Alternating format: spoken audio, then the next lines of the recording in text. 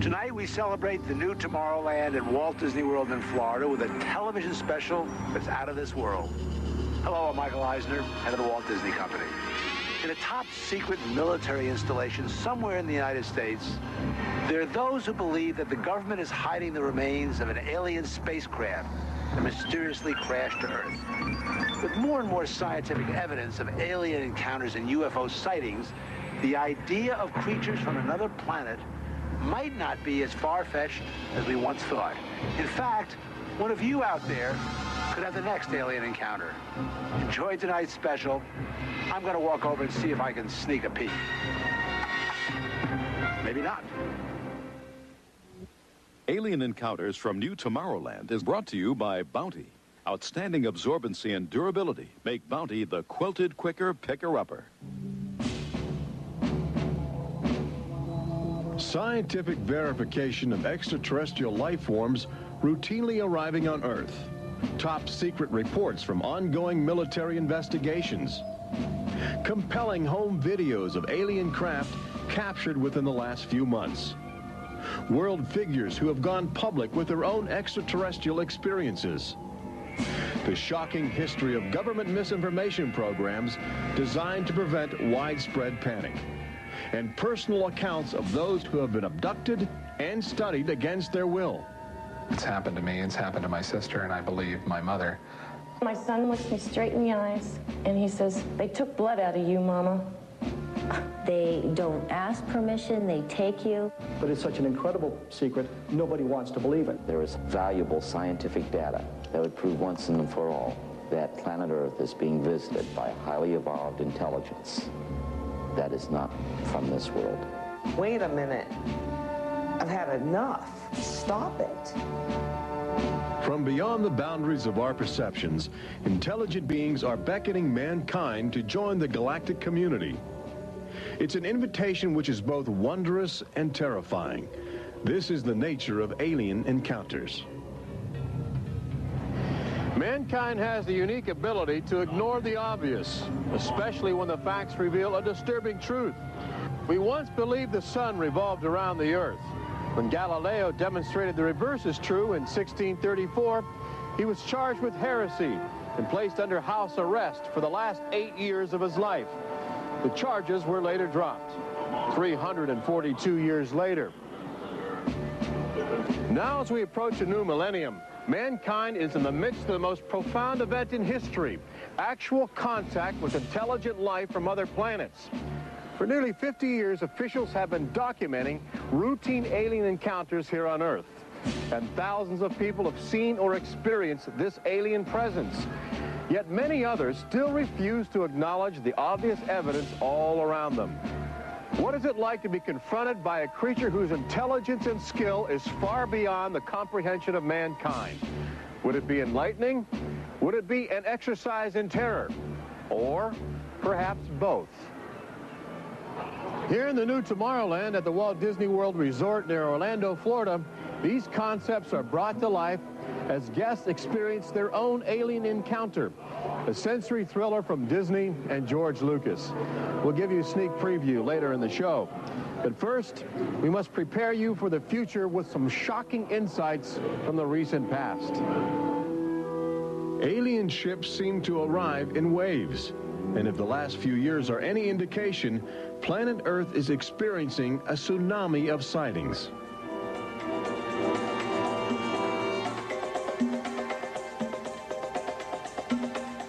Mexico City, 1992. If you were arriving from outer space, this would be your first stop. It's the world's largest metropolitan area, easy to spot from a distance. Saucers arriving here have an affinity for military helicopters. This one was caught stalking a squadron during a national holiday celebration. Dozens of people videotaped the craft. Millions more just stared in disbelief as it covered 200 square miles of territory in a matter of minutes. Canada, 1991. In a residential area just outside Ottawa, this alien ship was photographed landing in what appears to be a prearranged site. UFO investigators claim the structure of this craft reveals a technology previously undocumented. This sighting is known as the Guardian case, named after the pseudonym of the photographer who wishes to keep his identity secret to avoid harassment from local authorities uncomfortable with the notion of alien intruders.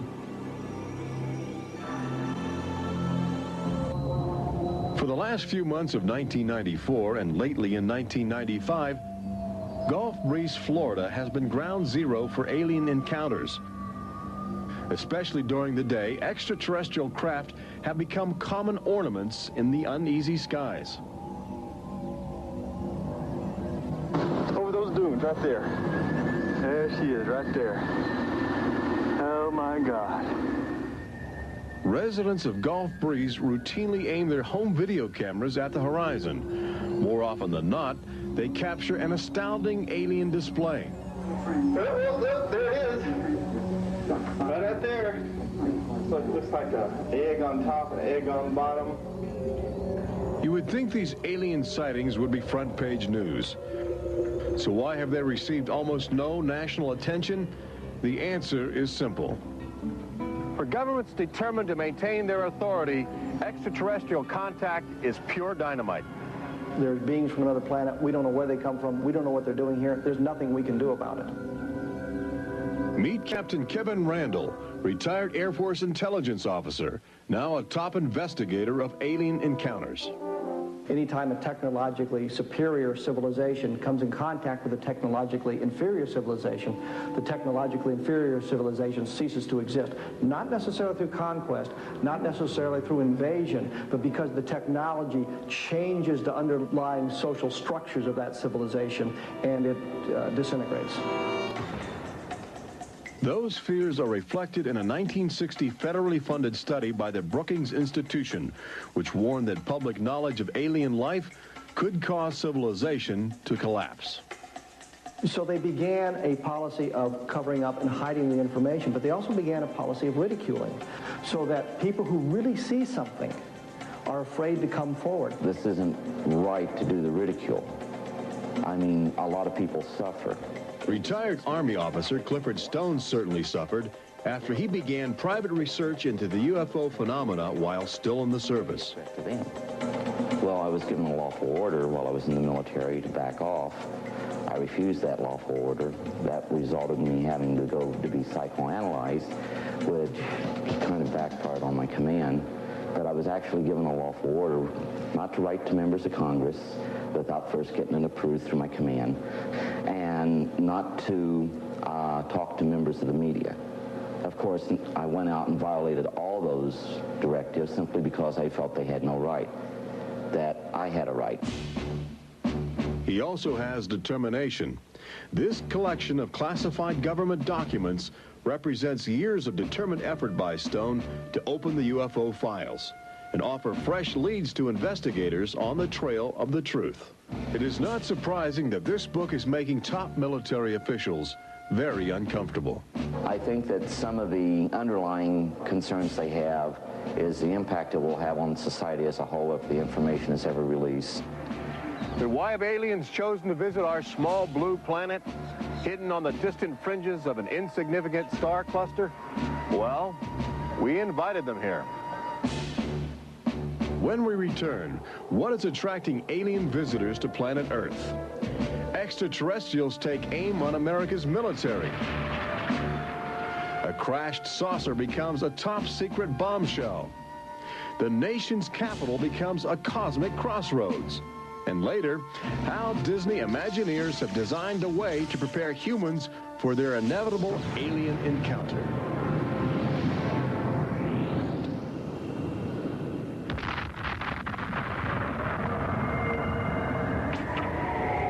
And I looked, and behold, a whirlwind came out of the north, and a fire enfolding itself, and the brightness was about it.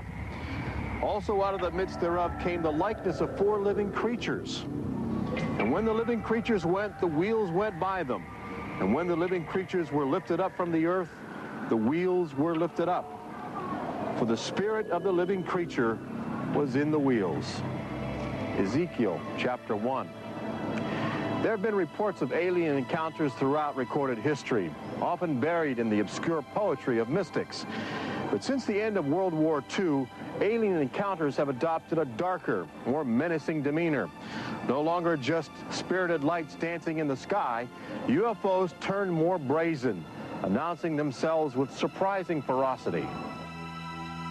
Most alien activity on Earth in this century seems to have been sparked by the single most profound technological achievement in human history.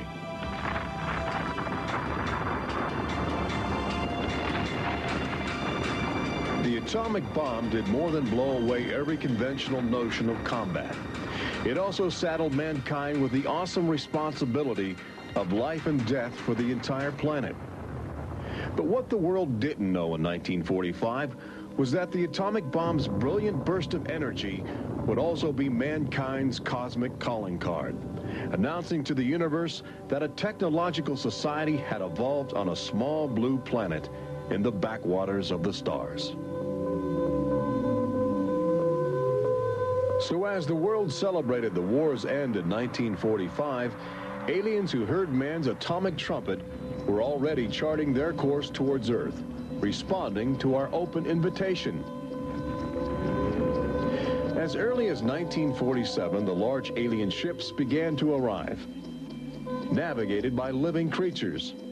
Their advanced physics allowed them to traverse the galaxy and pierce Earth's atmosphere with amazing speed. The U.S. military immediately went on the alert against the unknown menace. Sightings were perceived as threats to the security of an America still reeling from the edgy consciousness of war.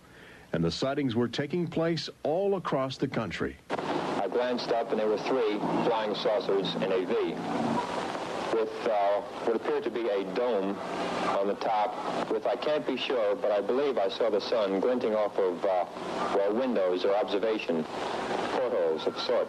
I think it was from outer space, but friendly. Army fighter planes are on patrol for flying saucers. Cameras installed to photograph them. Portland, Oregon, the area from which came the first weird reports. This flying saucer patrol shows how the Air Forces, while not putting too much stock in the mysterious things in the sky, are investigating. The control tower's in touch and on the watch. So are a whole lot of people these days. They're seeing flying saucers everywhere. Flocks of fantastic discs flying through the air. But the military finally had to admit that something was happening that they didn't understand, offering their first and only public statement on the UFO phenomenon. The recent sightings are in no way connected with any secret development by any agency of the United States. They weren't always called flying saucers. Some reports claim they resembled other household objects. The public was fascinated and anxious to make contact. But our official response remained aggressive, sometimes sparking deadly games of high-speed, high-altitude cat and mouse. National Guard Captain Thomas Mantell played that game and quickly became a grisly statistic. His last words, as Mantell soared at an altitude of 20,000 feet, are a chilling commentary on the power of the alien ships. I'm closing in to take a look. It looks metallic and of tremendous size. It's going up now as fast as I am. That's 360 miles per hour. I'm going after it. Moments later, Captain Mantell's mission had ended. Occasionally, the tables were turned. More than one alien craft crashed and was recovered for secret U.S. military research. The most famous case took place in July of 1947, just outside the community of Roswell, New Mexico. Famous because local officials openly admitted they had retrieved an alien ship before their commanders instructed them to keep the story confidential. What you can't explain, they reasoned, you must deny. July of 1947, the Army Air Forces at Roswell announced we had captured a flying saucer. You can say our government announced in July of 1947 they had a flying saucer. 3 hours later, they announced, no, it's merely a weather balloon. The officers at Roswell made a mistake. But our government has come forward and said, yes, we had a flying saucer. Then they took it back. Any one of your viewers can go back to the newspapers on July 8th, July 9th of 1947, and just front page headline after headline that the government had captured a flying saucer. Don Schmidt from the Center for UFO Studies in Chicago is convinced that the Roswell case is the linchpin in America's ongoing alien cover-up. We have over 550 witnesses. They were there. They handled the debris. They saw the craft. They saw the bodies. They handled the crew members of that craft. And invariably, they all say, this was not from this earth. This is the actual site where the Roswell saucer was discovered, along with the bodies of 3 extraterrestrial missionaries who didn't survive the collision. The debris and the dead were impounded and taken away for top-secret study, while a classified investigative committee called the Majestic 12 was organized by President Truman. And a government cover-up was initiated with a calculated disinformation campaign. The military, I know for a fact, has established what's called disinformation programs, officially sanctioned deception programs. This is covered by a regulation at Department of Defense level that's secret. This is the case with the unidentified flying objects. I cannot say that the Roswell incident was a cover-up, but I can certainly say that the government back then and today acted like it was a cover-up and has been subject to being accused of a cover-up. The flying saucer debris at Roswell was attributed to a downed weather balloon. There was no explanation for the alien body parts among the wreckage. Before long, other sightings were dismissed as optical illusions caused by electrified swamp gas, with elaborate demonstrations staged for newsreel cameras to back up the claim. But while the Pentagon refused to publicly admit aliens had arrived on Earth, their top-secret internal memos told a different story, even detailing the various ships and the creatures they had autopsied. Meanwhile, the American people fell in love with flying saucers, sensing something playful in their alien design. Before long, even the military seemed to fall under the trance of the UFOs. Government inventors began to mimic what they were seeing in the sky, in a strategy to stumble upon the secrets of advanced alien technology. These rare films chronicle those primitive efforts. At a symposium conducted by Princeton University, weird and wonderful flying machines developed for the Army go through their paces. The flying scooter, for instance, with only a 7-horsepower motor. Or this flying what have you. Just count your fingers after starting the fans.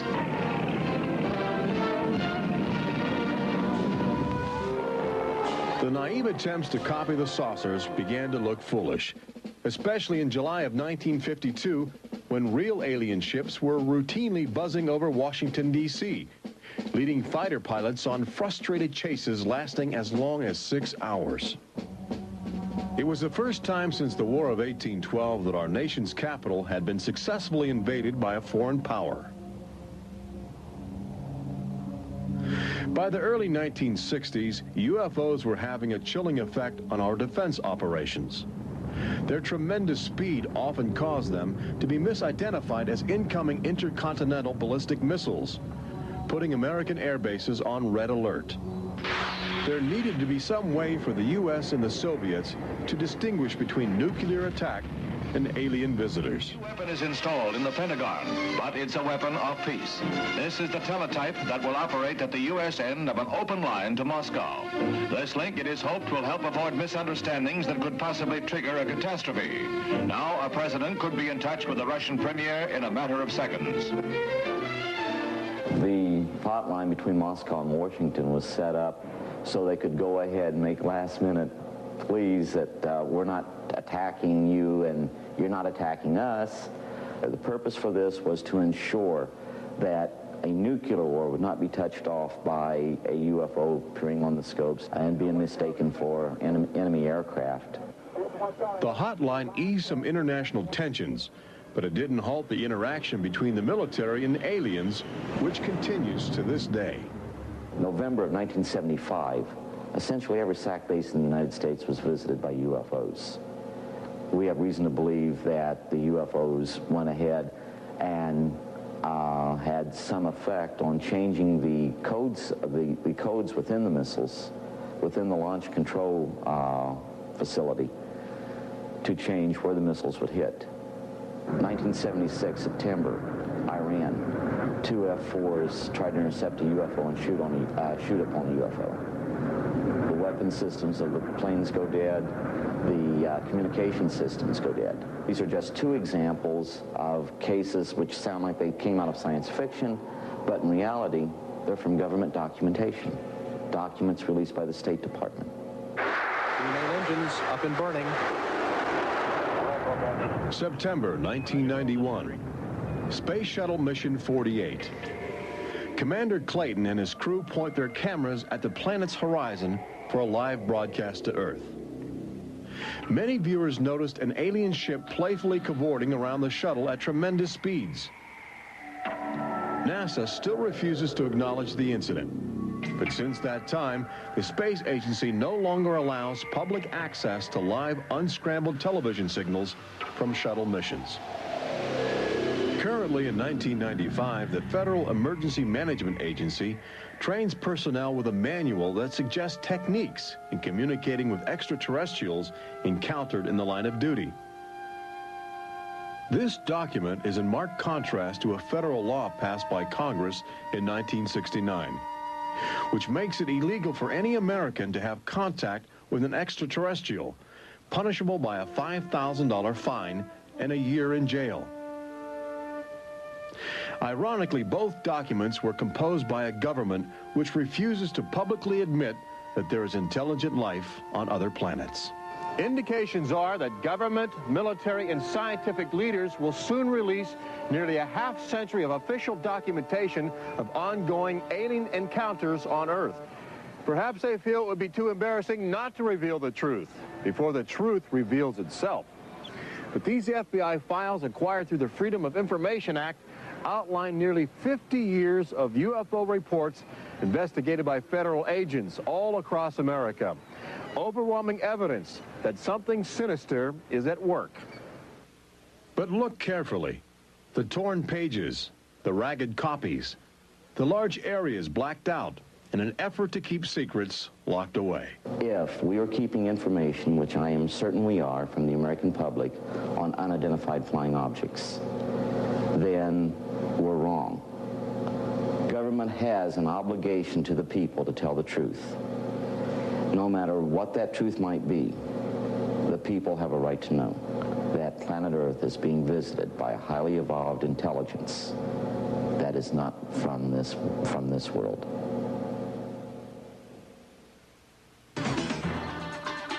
When we return, meet the people who have already experienced disturbing contact with creatures from another world. They don't ask permission, they take you. See how government is monitoring mutant life forms which have already staked their claim on planet Earth. And join Robert Urich on the fringes of the future in Walt Disney World's Magic Kingdom as Disney Imagineers prepare the public for their inevitable alien encounter. Encounters from New Tomorrowland.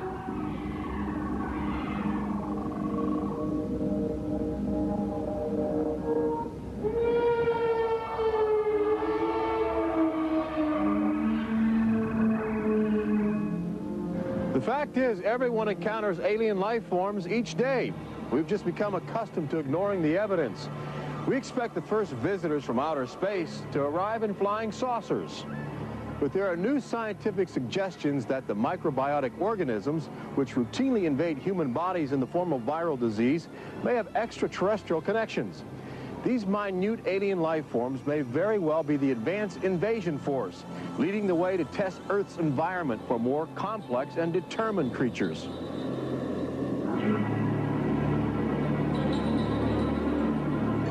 The idea is not new. Arrhenius, a Swedish chemist who died in 1927, first proposed the theory of transfermia, the notion that life is universally dispersed, possibly carried by cosmic winds across the vast expanse of the galaxy in the form of viral spores. Uncovering this mutating alien life is an ongoing government project carried out by scientific teams at NASA. They begin by collecting meteors which have landed on the barren landscape of Antarctica. Here, low temperatures preserve the alien life clinging to 4 billion-year-old cosmic debris. In a specially sealed clean room at the Johnson Space Center, these crude interstellar spaceships are carefully dissected to extract the biotic matter inside. Amino acids, a kaleidoscope of organic compounds, and the chemical catalysts of life are analyzed with sophisticated gas chromatographs and mass spectrometers. Life is plentiful in the universe and eerily tenacious. Lately, scientists have found extraordinary numbers of unknown organisms which have gained a biological foothold where we once thought survival would be impossible. They grow in deadly ammonia gas. They are resistant to ultraviolet radiation. They thrive inside the radioactive cooling systems of nuclear power plants. And they can even survive the vacuum of space, reanimating themselves when air and water become available.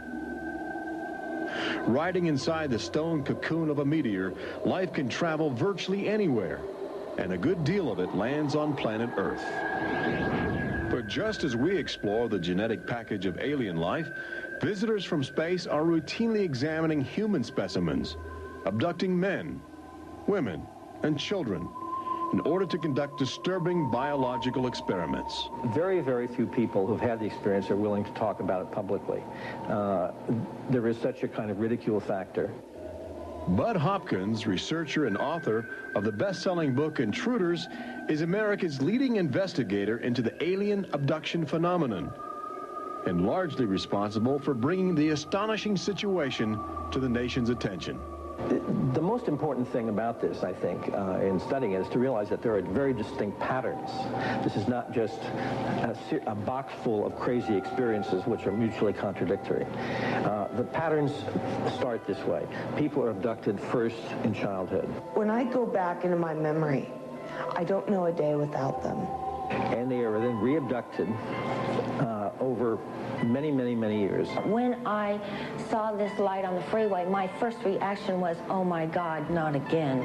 I grabbed the side of my bed like, no, you're not gonna get away with this.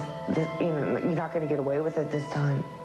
Then I feel lifted off of the bed, and the next thing that I remember is being on a table or a bench and these beings surrounding me.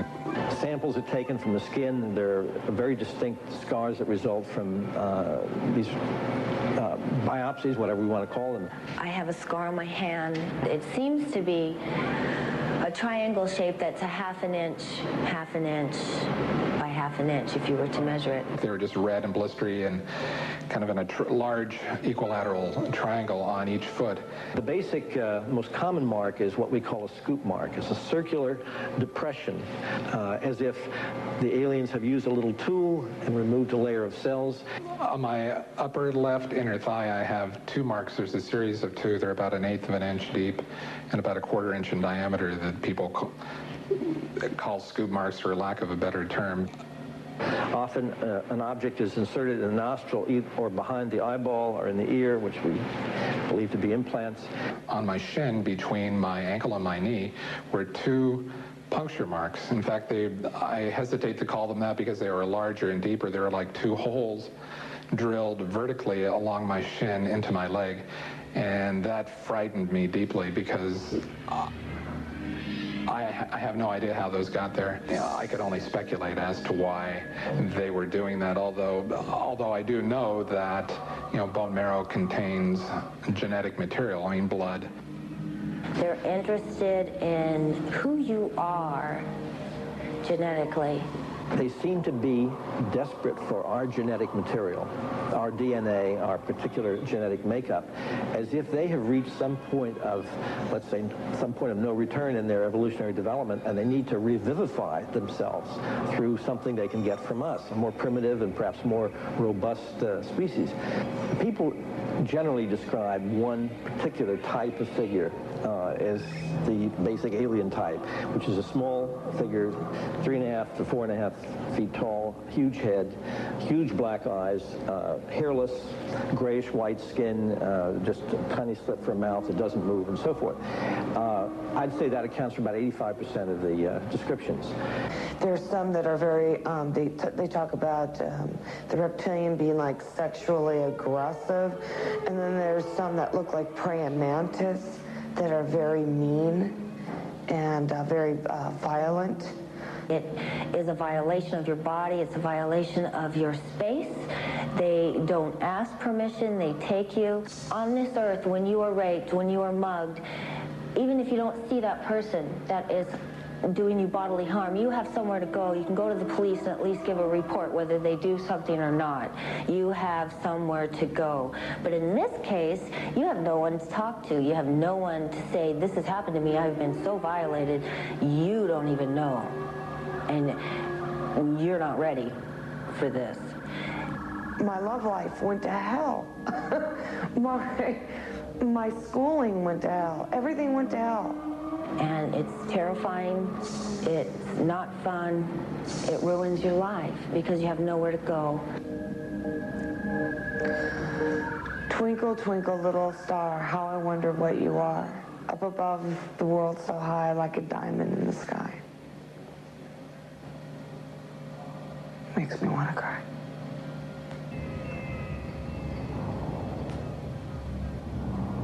Part of the trauma involved in this is our government telling us that these objects don't exist. And I seem, and other members of my family, and other people seem to have these experiences.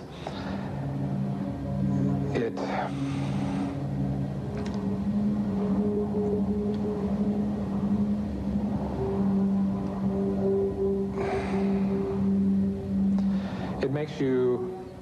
makes you doubt your sanity.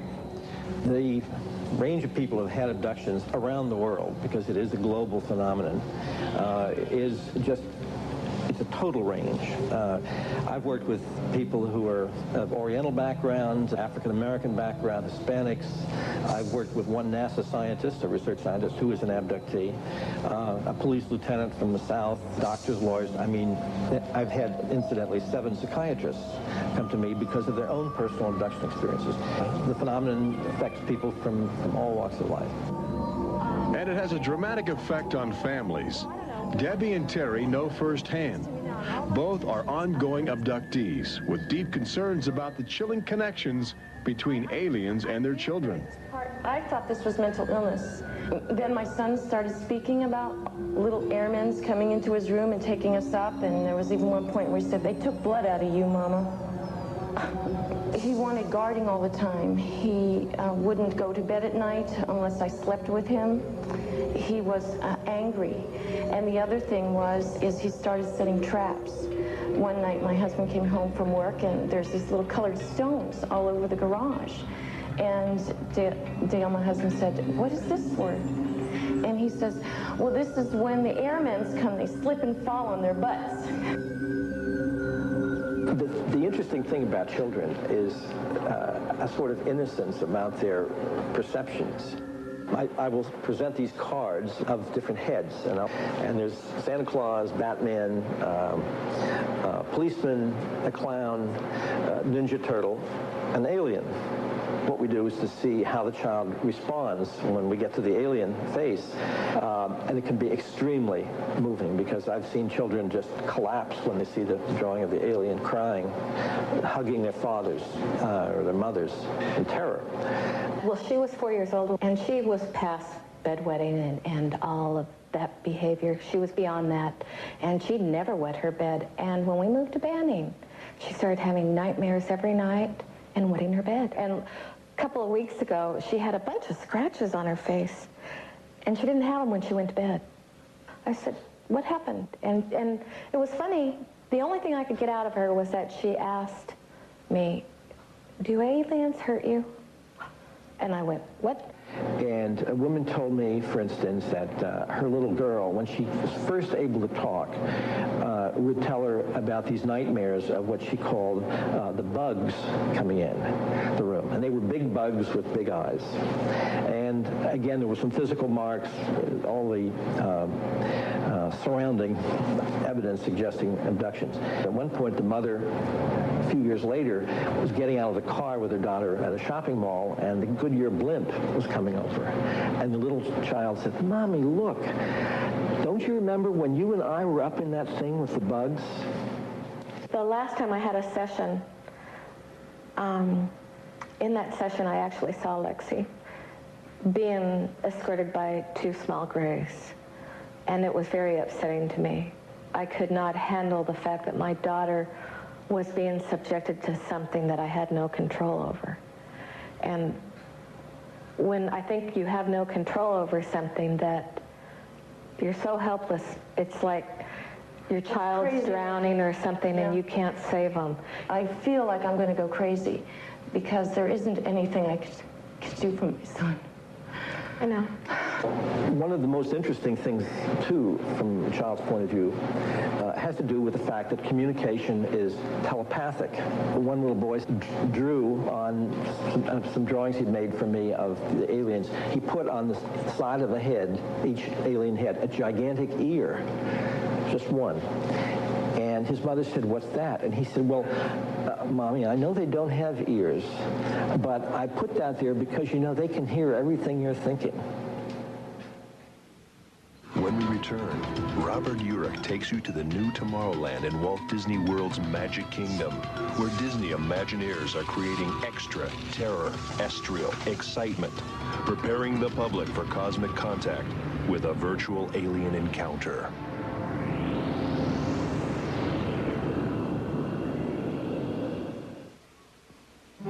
An official UFO sighting report, one of thousands compiled over the last few decades. This particular report from October 1969 was filled out by Jimmy Carter. He was still governor of Georgia at the time. He witnessed a luminous object suspended in a twilight sky. Later, when he assumed the office of President of the United States, his staff attempted to explore the availability of official investigations into alien contact. As this internal government memo illustrates, there are some security secrets outside the jurisdiction of the White House. We investigated lights in the sky for over 20 years. We didn't get anywhere. We have over 100,000 cases from over 160 countries in our files at the Center for UFO Studies in Chicago.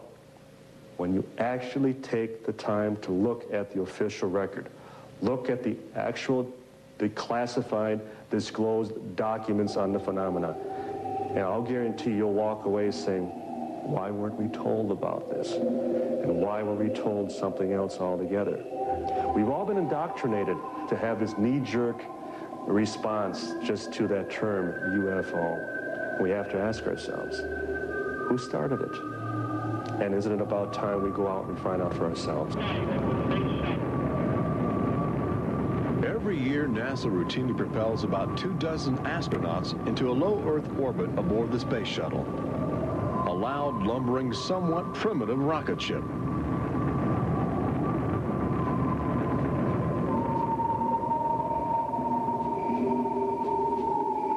But most Americans will likely explore outer space aboard crafts of alien origin. Statistics indicate a greater probability that you will experience extraterrestrial contact in the next 5 years than the chances that you will win a state lottery.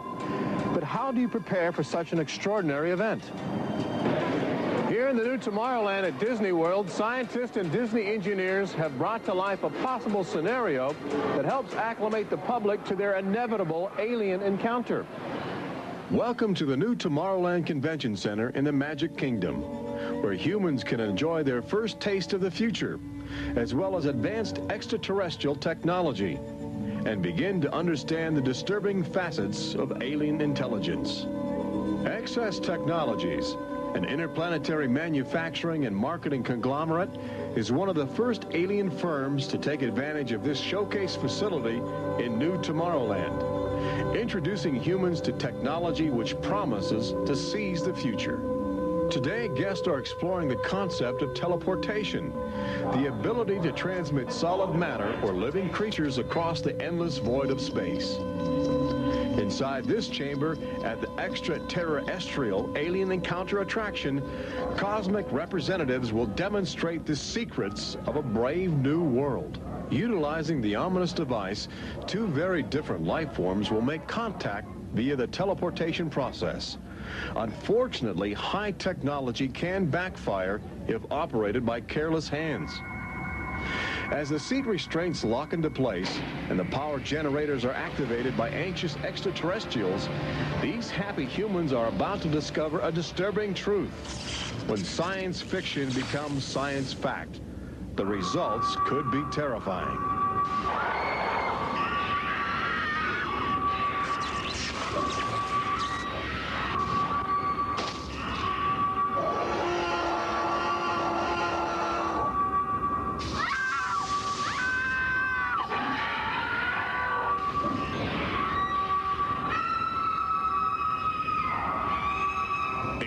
Encounter opens at Walt Disney World summer 1995.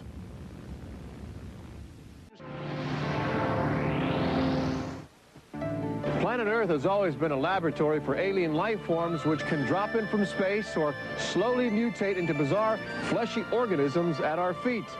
Understanding the nature of these strange creatures from above and below is the greatest challenge of our age. We now know that our future, indeed the future of Earth itself, rests in the balance of the solid and the ethereal, of common sense and the irrational, in our relationship with alien life as grotesque as a fungus or as glorious as the heavens.